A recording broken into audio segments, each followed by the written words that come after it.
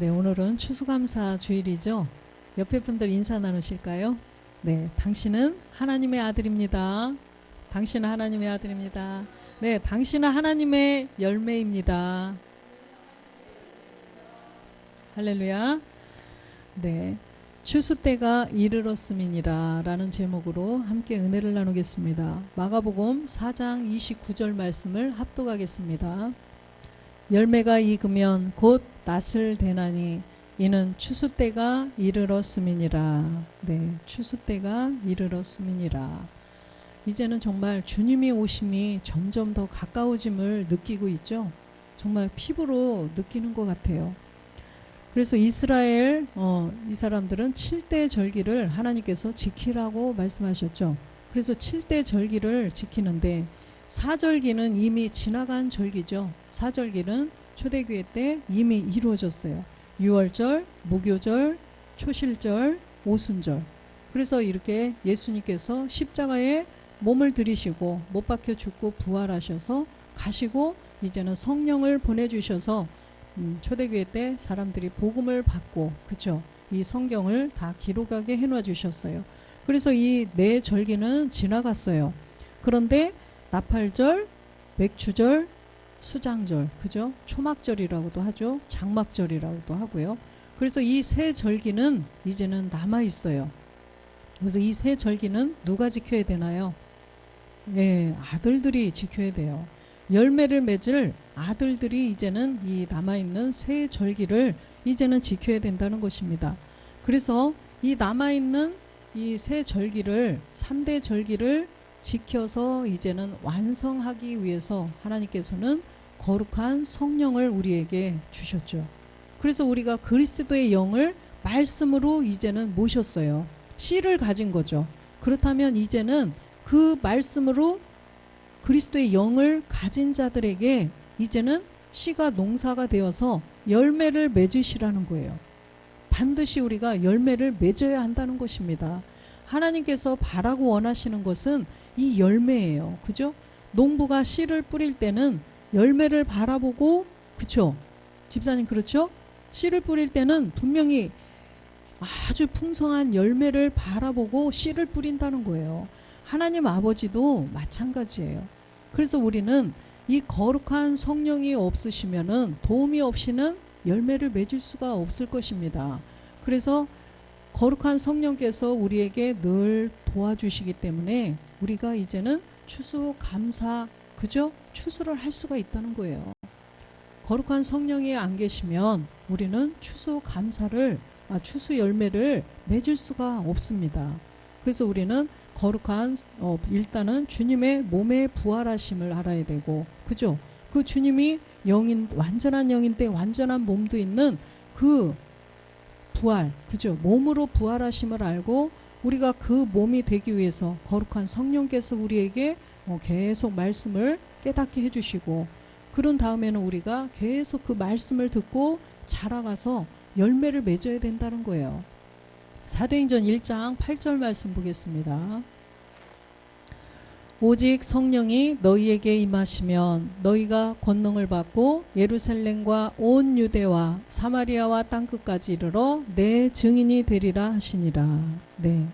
그래서 이렇게 그 거룩한 성령께서 우리들에게 이 말씀을 채우게 하셔서 이제는 온 유대, 예루살렘과 온 유대와 사마리아와 땅끝까지 내 증인, 부활의 증인, 몸의 부활의 증인이 되라는 것입니다. 우리는 반드시 주님이 마지막 날에 다시 오실 그 몸으로 오실 그 그리스도를 이제는 증거하는 증인이 되어야 된다는 거예요. 출애굽기 23장 20절 보겠습니다. 내가 사자를 내 앞서 보내어 길에서 너를 보호하여 너로 내가 예비한 곳에 이르게 하리니. 네, 내가 사자를 앞서 보내주신대요. 이 사자는 바로 거룩한 성령이에요. 거룩한 성령을 보내주셔서 이제는 길에서 너를 보호하여, 길에서 우리가 지금 그 열매를 맺기 위해서, 그죠? 지금 열매를 맺기 위해서 모리아 산까지 산제사 드리려고 가는 과정에서 루시퍼가 가나안 7 정욕을 딱 파견을 했죠. 그 길에다가 다 포진을 시켜놓고 우리를 넘어뜨리려고 호시탐탐 노리고 있단 말이에요. 그러면 거룩한 성령께서 말씀을 깨달을 수 있도록 도와주셔서 그 정욕도를 이기게 한다는 거죠. 그래서 내가 예비한 곳에 이르게 한다는 것입니다. 내가 예비한 곳, 한 몸을 예비해 놓으신, 그죠? 우리가 이제는 그 멜기세덱 그리스도의 몸을 이루어서 가나안 땅에 들어갈 수 있게 해주신다는 것입니다. 히브리서 6장 17절에 보면 하나님께서 맹세로 보증해 주신 게 있어요. 하나님은 약속을 기업으로 받는 자들에게 그 뜻이 변치 아니함을 충분히 나타내시려고 그 일에 맹세로 보증하셨나니, 그죠? 약속을 기업으로 받는 자들에게 확실하게 주실 것을 맹세로 보증해 주셨다는 거예요. 18절에 보니까 이는 하나님이 거짓말을 하실 수 없는 이 두 가지 변치 못할 사실을 인하여 앞에 있는 소망을 얻으려고 피하여 가는 우리로 큰 안위를 받게 하려 하심이니라. 이 소망을 얻으려고 가는 우리, 이 소망이 있어요. 앞에 있는 소망. 앞에 있는 소망이 뭘까요? 우리가 이제는 최후의 소망, 마지막에 그 주님이 부활하셨는데 완전한 영이고 완전한 몸인 그 몸을 우리가 소망하며 간다는 거예요. 그래서 20절에 보니까 그리로 앞서가신 예수께서 멜기세덱의 반차를 쫓아 영원히 대제사장이 되어 우리를 위하여 들어가셨느니라. 예수께서 십자가에 못 박혀 죽고 부활하셔서 멜기세덱의 반차를 쫓아서 영원히 대제사장이 되어서 들어가셨어요. 그런데 보니까 우리를 위하여 들어가셨다는 거예요. 이제는 우리들에게도 이 주님이 부활하신 그 영도 있고 몸도 있는 그 완전한 몸을 우리에게도 주시기 위해서 우리를 위하여 들어가셨다는 거예요. 그래서 시편 110편 4절에 보면 주님은 영원히 대제사장이 되셨죠. 그런데 우리는 여호와는 맹세하고 변치 아니하시리라. 이르시기를 너는 멜기세덱의 반차를 쫓아 영원한 제사장이라 하셨도다. 주님은 멜기세덱이시고 영원한 대제사장이시고 우리는 영원한 제사장이라는 것입니다.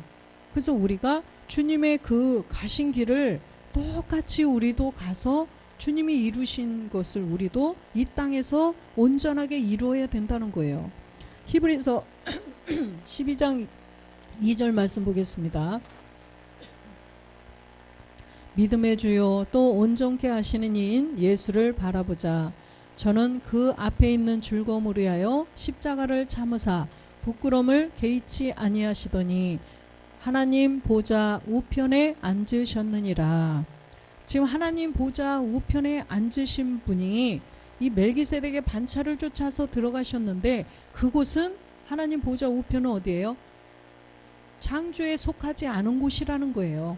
창조에 속한 곳은 누가 주관해요? 루시퍼가 주관하는 곳이죠. 그런데 이 멜기세덱 그리스도께서는 창조에 속하지 않은 곳으로 들어가셨어요. 히브리서 9장 11절에 보니까 그리스도께서 장래 좋은 일의 대제사장으로 오사 손으로 짓지 아니한 곳 곧 창조에 속하지 아니한 더 크고 온전한 장막으로 말미암아, 그죠? 창조에 속하지 않은 더 크고 온전한 장막으로 들어가셨어요. 거기가 바로 참하늘 하나님 보좌라는 것입니다. 24절도 보겠습니다.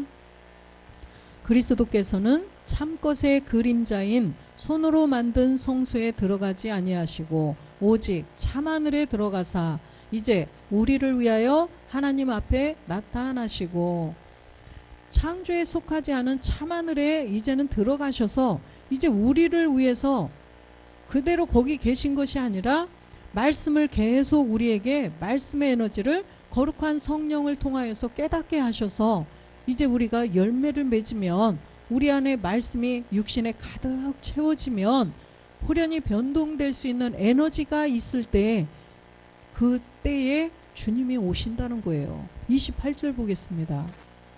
이와 같이 그리스도도 많은 사람의 죄를 담당하시려고 단번에 들이신 바 되셨고 구원에 이르게 하기 위하여 죄와 상관없이 자기를 바라는 자들에게 두 번째 나타나시리라. 예.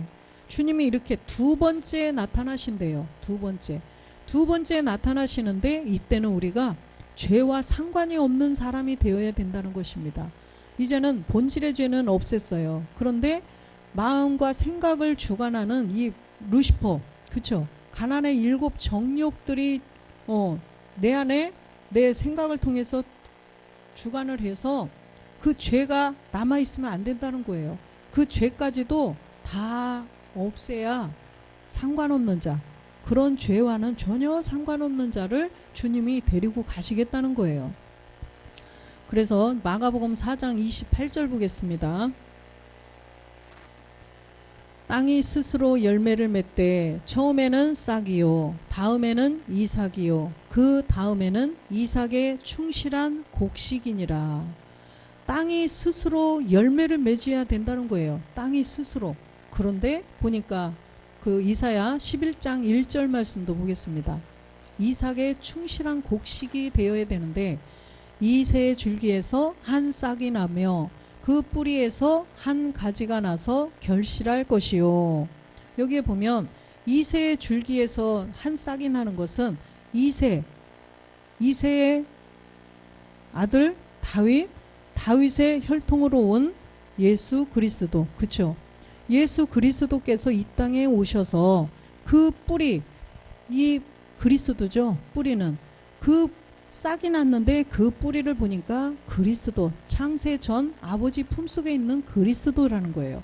그래서 그 뿌리에서 다시 한 가지가 나는데 그 가지는 바로 우리들이죠.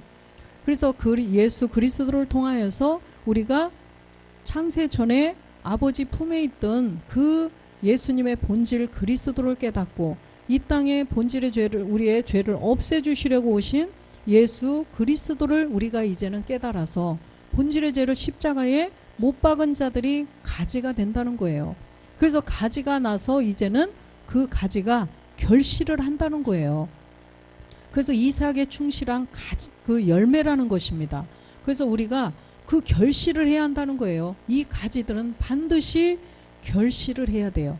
땅이 스스로 열매를 내는데 아까 반드시 그 한 싹이 난 이런 뿌리, 이걸 알지 못하면 열매는 맺을 수가 없어요.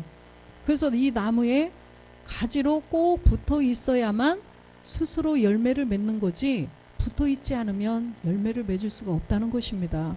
그래서 우리가 이 복음이 성경 한 권 전체의 말씀, 창세 전에 아버지 품에 계셨던 우리 예수님의 본질을 깨달아야 되고 또 이 땅에 오셔서 우리의 죄를 없애주려 오신 예수 그리스도를 또 알아야죠.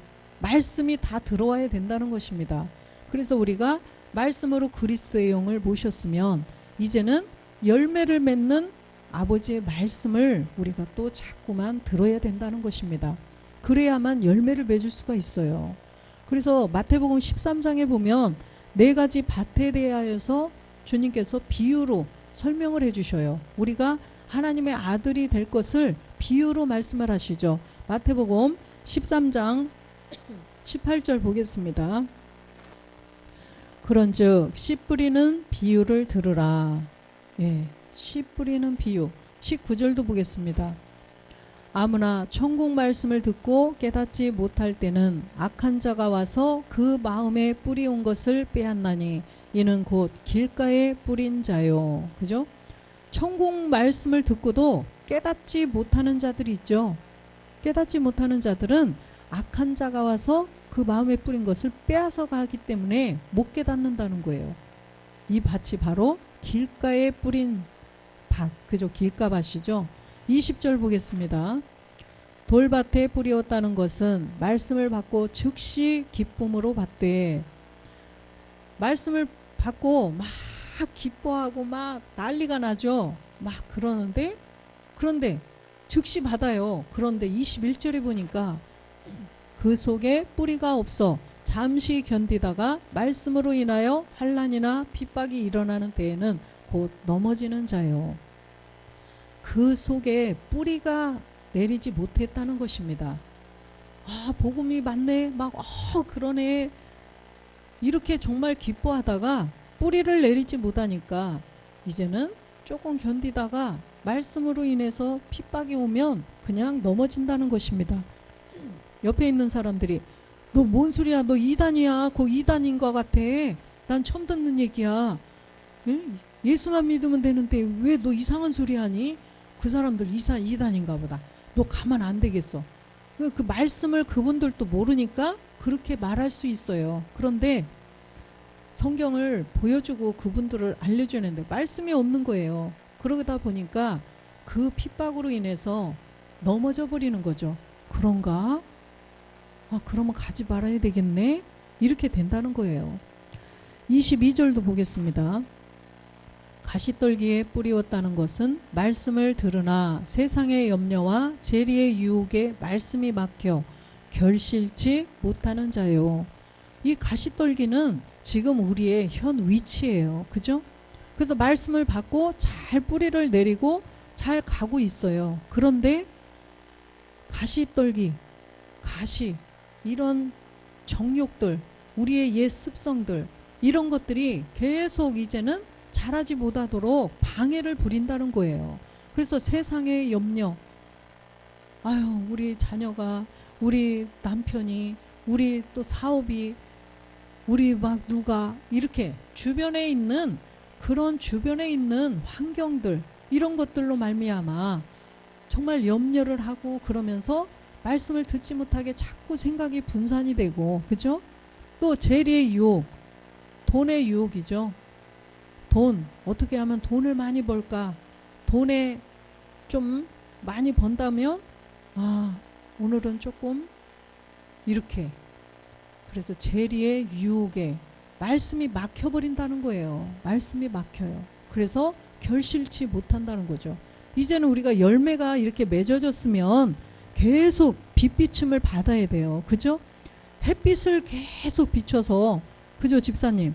열매가 이렇게 요만큼 맺어질 때는 비가 필요하지만 이제는 열매가 맺어졌으면 빛을 계속 받아야 열매가 점점 완벽하게 자라가서 그 빛깔을 내죠. 그러듯이 우리도 계속 말씀을 계속 받아야 돼요.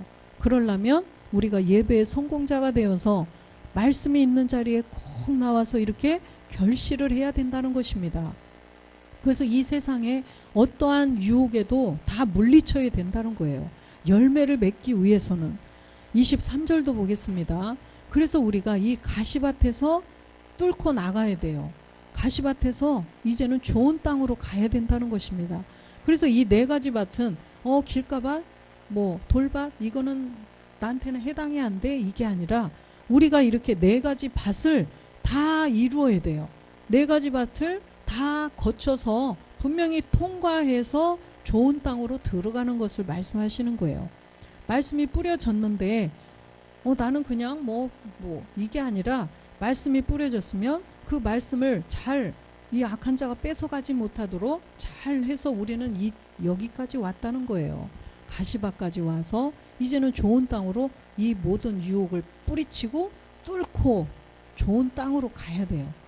그래서 좋은 땅에 뿌리웠다는 것은 말씀을 듣고 깨닫는 자니 결실하여 혹 100배, 혹 60배, 혹 30배가 되니라 하시더라. 그래서 우리는 이 남아있는 3대 절기를 반드시 우리가 아버지의 말씀을 통하여서 완성을 해야 된다는 것입니다. 그것은 열매를 맺어야 완성이 되는 거예요. 그래서 이 추수감사 절기는 이제는 우리가 전에는 추수감사주일 그냥 막 이렇게 풍성한 한 해 막 이렇게 베풀어 주신 거 감사 이렇게 해서 이렇게 놓고 그냥 모르고 예배를 드렸었는데 우리가 이제는 점점 한 해 한 해 추수감사의 그 참뜻을 깨달았어요. 그래서 올 한 해 동안도 얼마나 많은 우리에게 이런 말씀을 주셨는지 정말 감사하죠. 우리가 정말 예전에는 초보의 말씀 예수가 그리스도가 되셨구나 이것만 알았었는데도 감사했어요. 그런데 점점 정말 더 깊은 말씀들을 그 빛비침의 말씀을 자꾸 주셔서 정말 내가 요만큼 말씀을 이만큼 깨달았구나. 한 해 동안 이렇게 많은 말씀을 깨닫게 해주셔서 감사합니다. 또 이 말씀을 통하여서 내가 말씀이 얼마나 있어서 가나안의 7 정욕들이 나를 막 미혹하고 할 때 내가 또 얼마나 물리쳤는가 한번 나를 돌아보는 시간, 그죠? 가나안의 7 정욕들에게 이렇게 했을 때 화를 또 내가 많이 냈었는데 초에는 그랬는데 지금쯤 보니까 조금 줄은 것 같아? 이렇게 본인 자신을 점검해 보면서 내가 또 말씀이 전해지는 예배 자리에 내가 정말 길을 쓰고 가려고 얼마나 애썼던가, 말씀이 나한테 얼마나 빛을 비춰주셨는지 그런 것에 나를 돌아보고, 그죠? 정말 이 또 말씀을 사모하는 마음으로 내년에는 또 더 많은 열매가 좀 익어갈 수 있도록 우리가 정말 그 3대 절기 이것을 다 지켜서 완성할 수 있도록 말씀을 더 많이 채워야 되겠구나, 이런 결단을 하는 추수감사 절기가 되기를 주 예수 그리스도의 이름으로 축원드립니다. 아멘.